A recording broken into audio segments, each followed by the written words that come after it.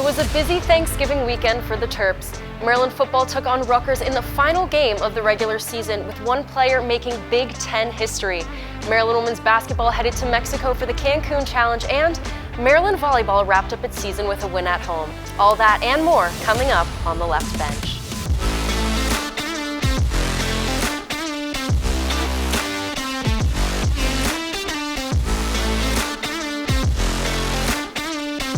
There's something to be said about, getting in the rhythm and being at home, and I think it really helped us.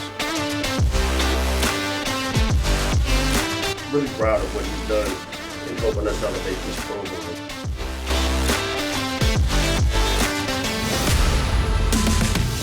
Welcome back to the Left Bench, brought to you by Terrapin Sports Central. I'm Alex Gary, that's Elana Mutnick, and Elana this weekend had dominant wins, historic performances, and some surprising performances as well. I mean, what more can you ask for? I know, that's right, Alex. This weekend was super exciting for Maryland fans, but let's start with men's basketball's matchup against South Alabama on Saturday.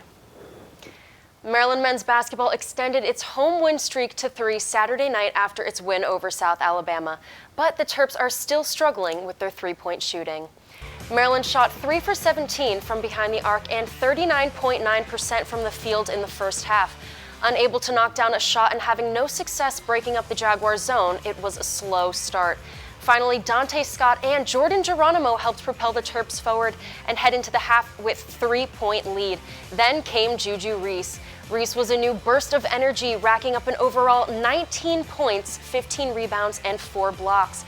Maryland started the second with a 23-4 run and was able to maintain a comfortable distance. South Alabama's Isaiah Gator and Julian Margraves combined 35 points, and Maryland's continued poor shooting kept the Jaguars within reach. But double figures for Geronimo, Scott, Reese, and Young, the only 4 Terps to get their names on the score sheet, was enough to pull off the win, 68-55. They were going to make us shoot the basketball. And we got 4 or 5, again, early looks we got wide open that, we're just struggling to make those right now, where I do have confidence in these guys eventually that once we start making those, it'll make life for Julian a whole lot easier. And I think everyone will be a little bit more relaxed. After dropping out of the AP Top 25 for the first time in 13 years, Maryland women's basketball looked to will its way back in.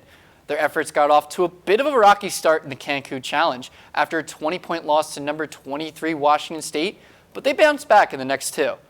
In their matchup against Green Bay, the Terps started off slow, trailing the Phoenix by 1 at half. When they needed a spark, it came from a freshman, Riley Nelson. She finished the third quarter with a buzzer to lead for the first time. And in the fourth, the Terps came alive thanks to Cheyenne Sellers and Bree McDaniels. Duo finished with 23 points and 19 points respectively in a gritty 68-59 win. And if you were worried the Terps would start off slow again against UMass, you would be wrong. They started out hot and never took their foot off the gas. Jakia Brown-Turner had her best performance as a Terp, finishing with 17 points and 4 rebounds. Maryland's routing of UMass 92-63. The Terps left Cancun 2-1.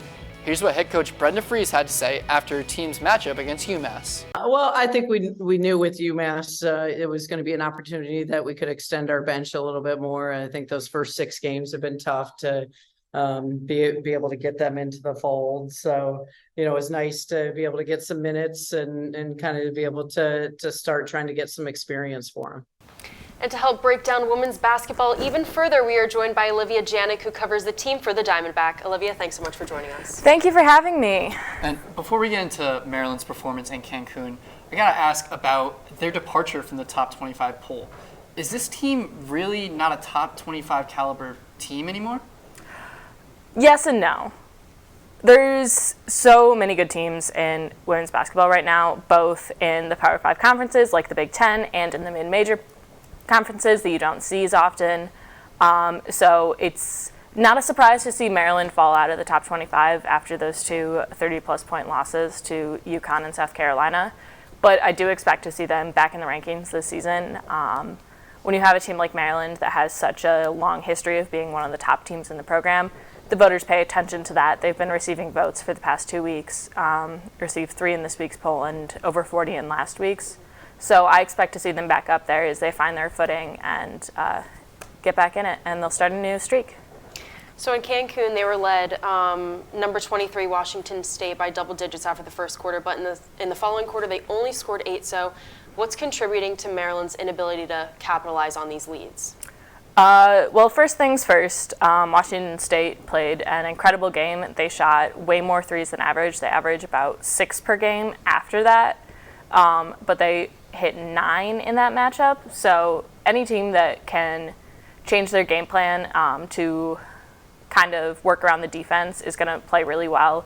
And Maryland, Lavender Briggs said after the game herself that they collapsed into the paint too much, and that really affected their defense and their ability when Washington State was moving the basketball around so much and hitting those threes. The second thing is they couldn't shoot well following the first quarter. Lavender Briggs slowed down. She said she was feeling tired after scoring 14 points in the first quarter. She finished the game with 18, but still great effort by her, but none of her other teammates could find the basket either. They made 3 field goals in the second and third quarters each. And so they really just couldn't keep up when you can't shoot, and then they couldn't defend on the other side as well. So combined effort.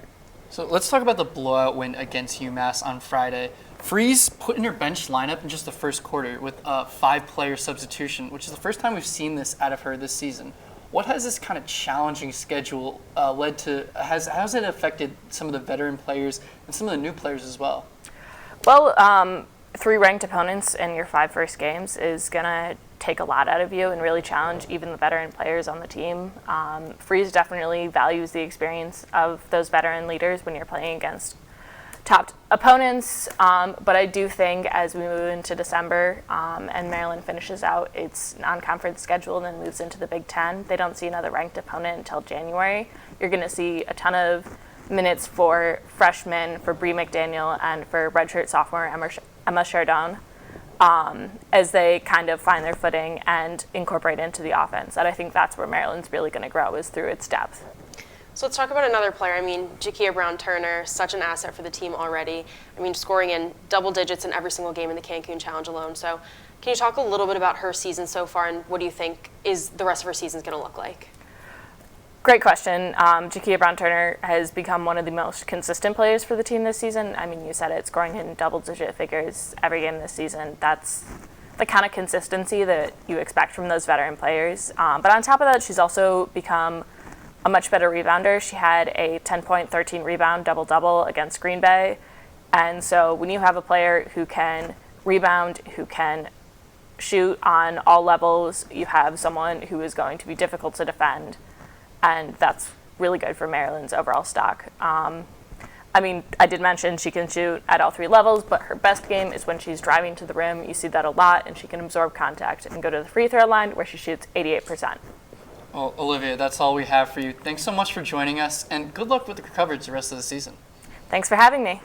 You can find Olivia's coverage on X at Olivia Janik 9 and online at dbknews.com. Maryland football secured win number 7 in the last game of the regular season against Rutgers, and the offense was firing on all cylinders. Taulia Tagovailoa started the scoring off with a 34-yard touchdown to Ty Felton. Just a few minutes later, the QB took one in the end zone himself, but the scoring kept on coming. A touchdown to Roman Hemby, then Corey Dyches put Maryland up big against the Scarlet Knights before the half. Tagovailoa surpassed the all-time Big Ten passing record before halftime, but more on that in a little bit. There was no looking back for Maryland in this one, as Billy Edwards Jr. pushed in 2 more scores to secure the 42-24 win for Maryland. Maryland finishes the regular season at 7-5. We'll now wait to see who and where they'll play in a bowl game. Here's Coach Mike Loxley on the end of the season and outlook on the bowl game. You know, the start of the 24 season for us is our bowl game, and this was the end of our 23 season and this iteration of Maryland football. So I know we're excited about the future of where we're headed. It starts with the bowl prep, where we've earned now the right to develop and continue to develop this roster. 268 yards. That's all that separated Maryland quarterback Taulia Tagovailoa from Big Ten immortality. I was at SHI Field in Piscataway when Tagovailoa made history. Take a look. Taulia Tagovailoa came into Saturday's matchup against Rutgers chasing history. He sat 4th all-time in Big Ten passing yards, trailing Drew Brees, Adam Weber, and Curtis Painter. The only thing separating him from that top spot was 268 yards. Tagovailoa wasted no time passing Breeze and Weber as a 13-yard pass to Jay Jones, followed by a long bomb to Ty Felton, started the countdown. It was good for us to start the game off fast and continue to keep the lead. With Drew Brees and Adam Weber in the rearview mirror, Taulia set his eyes on number 1. And with 1 minute remaining in the first half, Taulia did what he's done his entire tenure at Maryland: make history. Tagovailoa dropped back and delivered a check down for 6 yards to Jay Jones. And just like that, he had 268. For a guy that came here under the shadow of a huge last name to make his own mark here at Maryland, but also in the Big Ten, I think speaks volumes of the type of character that this kid has, and I'm really proud of what he's done in helping us elevate this program. But he did not stop there, as he continued to light up the Scarlet Knights defense the entire game. He finished with 361 yards and 3 touchdowns, along with another on the ground. And with the decision to play one more game for Maryland up in the air, he made it known that he's not done just yet. I think I'm done building. With no stats left to chase, Tagovailoa has built a legacy as not just one of the best quarterbacks in Maryland history, but one of the best quarterbacks in Big Ten history. For Terrapin Sports Central, I'm Alex Gary. Thanks, Alex. Great work. And Elana, I think a crazy thing about this is Taulia didn't even know he broke the record until halftime. He was so locked in, so focused. He didn't care about the record. He just wanted to win the game. I know, not even just 361 yards. I mean, 3 touchdowns on top of that. Just such a great, well-rounded player. Of course. Now don't go anywhere, because when we come back, Wesley Schnell will join us in Studio B to talk about his bowl predictions. We'll also recap Maryland Volleyball's stellar season finale. Stay with us. I think I finally found. Hey, how you doing? Hey, Mason. Hey, Mason. Got a new house. It's looking pretty cool so far. A place that I call home. I'm teaching Louise how to cook some lasagna. It only takes a spark to make a fire start.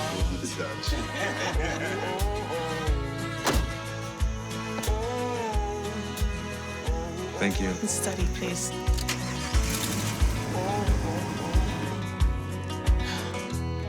I think I finally found a place to make my own. A place that I call home. This place that I call home.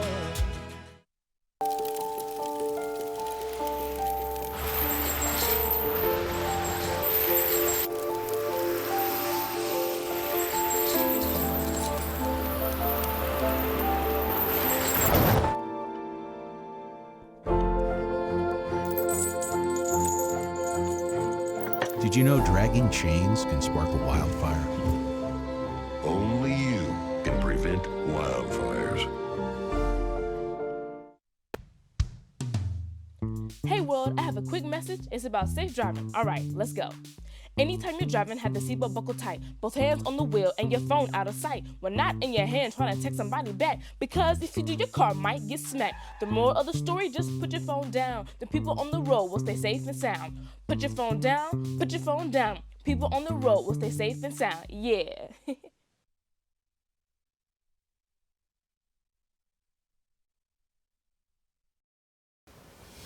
Welcome back, everyone, to The Left Bench, brought to you by Terrapin Sports Central. I'm Elana Mutnick, that's Alex Gary, and Alex, bowl season is finally approaching. I know, the announcement on December 3rd just can't come soon enough. And I know Maryland fans are really excited to see where they're going to be headed for the 3rd straight season. And we're lucky to be joined by TSC's Wesley Schnell to talk more about bowl season and some predictions on where Maryland will go bowling. Wesley, what do you got for us? Yeah, guys, a whole lot of moving pieces in the bowl game selection. The Terps qualified for a bowl game against Nebraska and upped their win total against Rutgers, which may affect their bowl placement. Across college football, bowl games are picked based on a team's placement in their conference rankings at the end of the regular season. Let's take a look at the past 2 Maryland bowl games and see where they ended up in the regular season. In 2021, the Terps finished the regular season 5th in the Big Ten East with a 6-6 conference record. Maryland was selected to participate in the Pinstripe Bowl against Virginia Tech, who finished third in the ACC Coastal with a 6-6 record. In 2022, Maryland finished one win better in the regular season with a record of 7-5 and fourth in the Big Ten East. Last year, the Terps were slated against an 8-4 NC State team in the Duke's Mayo Bowl. In terms of selection, the Big Ten Conference is partnered with the New Year's Six Bowls, but the Terps virtually have no chance of making one of those games. Then the following bowl games get to pick which Big Ten team they want to play in the following order: the Citrus Bowl, the ReliaQuest Bowl, Music City Bowl, the Las Vegas Bowl, Pinstripe Bowl, Quick Lane Bowl, and the Guaranteed Rate Bowl. Again, the Terps finished fourth in the Big Ten East with a 7-5 record. With this record, Maryland will most likely not get selected to the Citrus Bowl or the ReliaQuest Bowl. The four bowl games to keep an eye on are the Music City Bowl in Nashville, the Las Vegas Bowl, the Pinstripe Bowl in Yankee Stadium, and the Quick Lane Bowl in Detroit. So we have a general idea of where Maryland could end up, but who would the Terps play? In these bowl games, the options could be an opponent from the Pac-12, SEC, or ACC. Some teams with similar finishes across these conferences are Duke, Miami, USC, Kentucky, UCLA, and Texas A&M, who ended the season at 7-5. The most likely projection would be a trip to the Sin City against USC in the Las Vegas Bowl. And guys, a trip to Vegas to take on Caleb Williams in the Las Vegas Bowl would be a fantastic finish to the season, but the projected #1 pick will most likely not suit up. Time will tell, though, who the true opponent and location will be. Back to you guys. Yeah, I mean, we don't know yet, but USC is a team that you kind of would expect it to see play in the Rose Bowl or the Sugar Bowl, not necessarily the Las Vegas Bowl. Yeah, and as interesting as a matchup with USC would be, I'd be kind of a little interested to see if Maryland matched up with one of those SEC teams, because, you know, football is very different down south. I mean, regardless, it's going to be a good game. And speaking about good games, Maryland volleyball ended their 2023 season with a senior night victory over Rutgers Friday night, 3-2. The Terps fell behind in the first set, but 5 kills by Sydney Bryant and 4 kills each from Samantha Schnitta and Lila Ricks in the second put the Terps up to even the match. Rutgers controlled the third set, but the Terps raced back to even the match in the fourth, 25-20. Sydney Bryant once again led the Terps, securing 8 kills in the set alone. The last set saw a lot of back and forth, but with 3 straight points led by Bryant once again with the final 2 kills, secured the senior night win for the Terps. Terps finished the year with a 17-15 overall record and a 7-13 Big Ten record. Stay right here, because when we come back, we'll be playing one of our favorite games with a little bit of a twist to it. And as always, we'll crown our Terp of the Week, Pro Terp, and Top 5 Plays. Don't go anywhere. There are 16 million children struggling with hunger in America.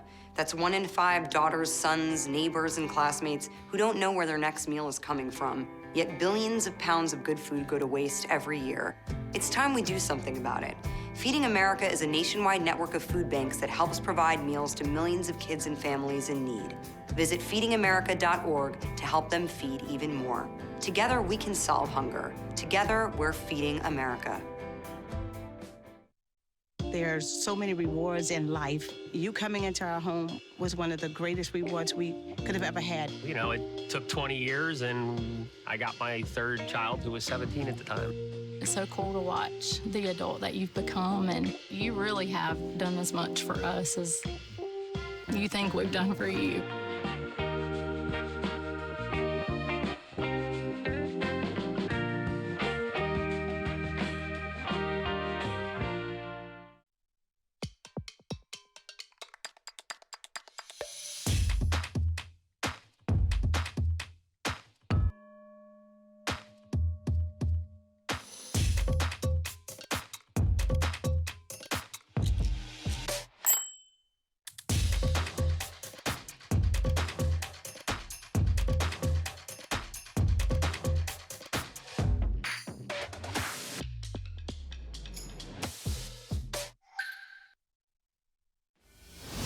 Welcome back to The Left Bench, brought to you by Terrapin Sports Central. I'm Alex Gary, that's Elana Mutnick, and Elana, we're pretty much at the end of the fall sports season. We've had some pretty memorable moments so far.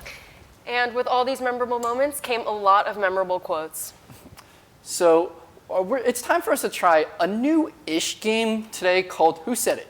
Basically, our producer picked a few quotes from Maryland athletes and coaches. We're going to have to pick who said it. All right, let's see the first one. All right, you're a loud typer, you know that?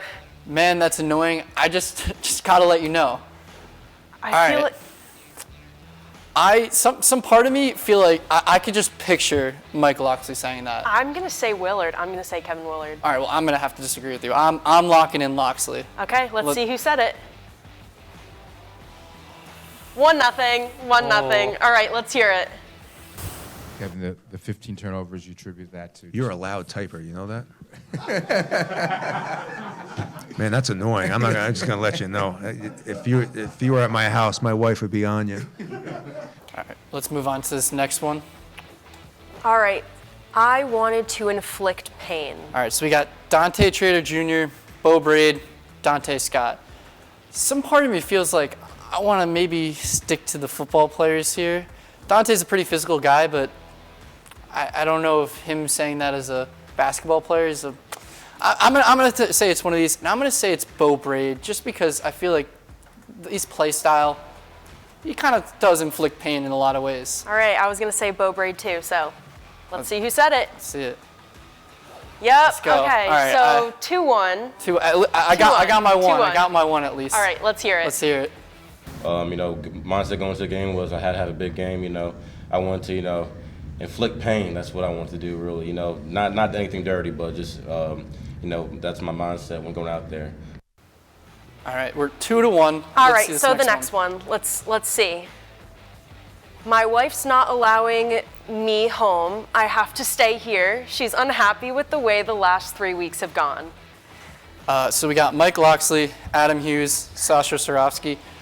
I'm going to go with Sasha I'm going to go with Sasha, too. I mean, Maryland men's soccer didn't have the best season. Yeah. And let's see.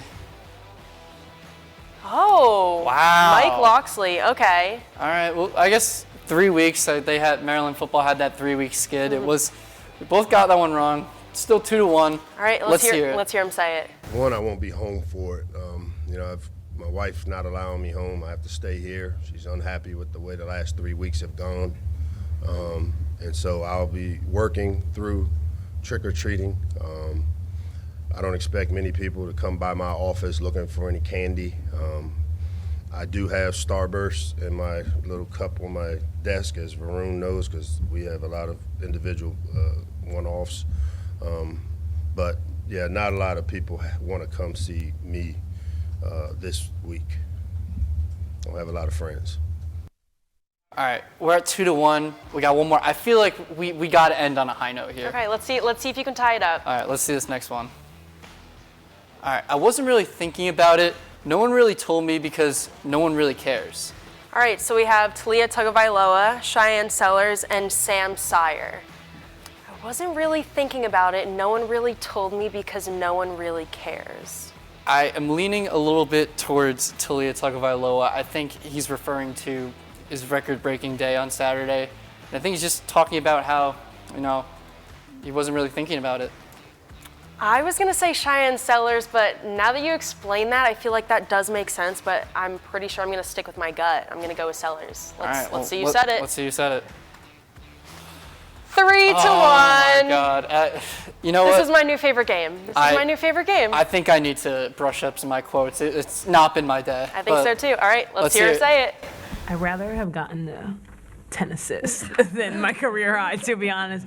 So I wasn't really thinking about it. No one really told me because no one really cares. So. And now, for the most obvious Terp of the Week we've seen all year so far, it's Mr. 11,256 and counting. The new all-time leader in Big Ten passing yards, Taulia Tagovailoa. We talked about his dominance performance earlier, but a feat this large deserves a little bit of extra coverage. Tagovailoa dominated the Scarlet Knights defense all game long, tallied 361 yards, 3 touchdowns in the air, and 1 on the ground. He was playing at such a high level that he broke the passing record in the first half.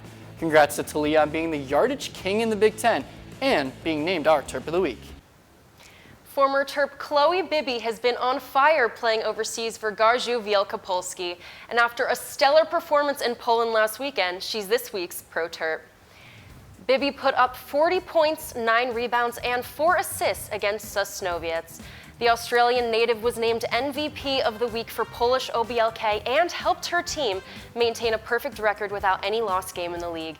Bibby was one of only 3 Terps who saw time in every game during her graduate season at Maryland and scored in double figures in 20 of 32 games. Congrats to Chloe on being this week's Pro Terp. All right, Alex, time for the top 5 plays of the weekend. Let's get right to it. Let's get right into it. And first off, we have Riley Nelson beating the buzzer. This was the spark that the Terps needed against Green Bay. She got it just in time. This is what the Terps got. They got ahead, and they never looked back against this one. And at number 4, we have buzzer beaters. At number 4, we have Jamie Kaiser's half-court heave. This shot gave the Terps a 57-24 lead at halftime against UMBC. Look at that shot. And in at number 3, we have Taulia Tagovailoa with a no-look pass. I mean, showing some shades of Patrick Mahomes a little bit. He had such a professional performance against Rutgers. And moving on to number 2, we have Sydney Bryant's last set kill to secure the senior night win. The freshman had 18 kills on the night. And what else would be number 1? Talia's record-breaking throw. It may just be a 6-yard check down to Jay Sean Jones, but this is the throw. Taulia, the new yardage king in the Big Ten. I mean, Taulia, he's really done it all at Maryland, and now he's done it all in the Big Ten. Big Ten yardage king. Really the epitome of a Big Ten quarterback. He's just such a phenomenal player. Such phenomenal. And that'll do it for this edition of The Left Bench, but we'll be back with you on Thursday to go all in on the Maryland volleyball program. Until then, be sure to keep up with all of TSC's coverage on X, Instagram, YouTube, and online at TerrapinSportsCentral.com. We'll see you next time.